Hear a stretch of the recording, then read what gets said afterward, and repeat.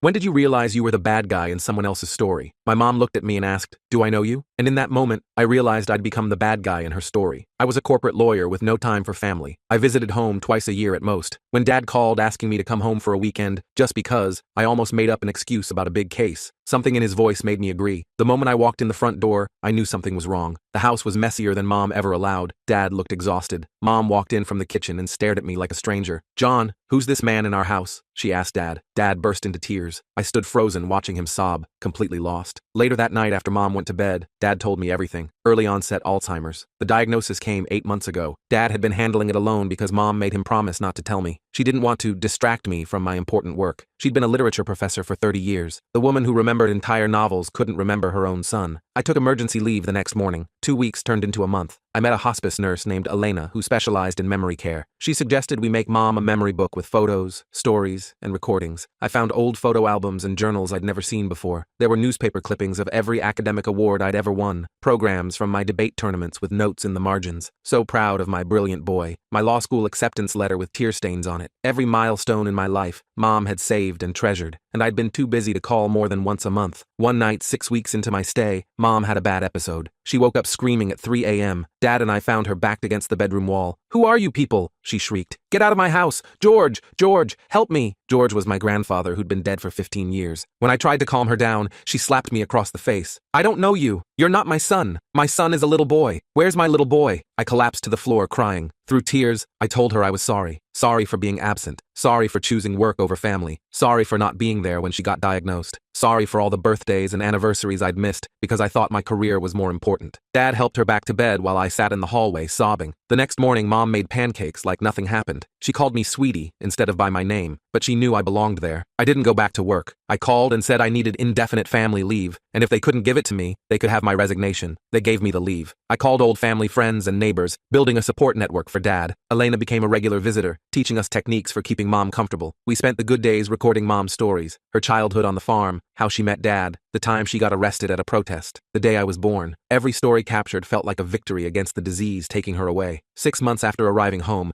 Mom had a startlingly clear day. We sat drinking lemonade on the porch when she looked at me and said, "I remember when you apologized to me. That night when I was confused and scared, I nearly dropped my glass. You remember that night? Not all of it, but I remember you crying. I remember what you said." She took my hand. "I forgive you, sweetheart, but please don't waste more of your life at that job. No career is worth missing the people you love." 2 weeks later, I accepted an offer at a smaller firm closer to home. The pay was worse, but they emphasized work-life balance. I found an apartment 20 minutes from my parents' house. Sometimes Mom remembers my name, sometimes she doesn't, but I'm there either way.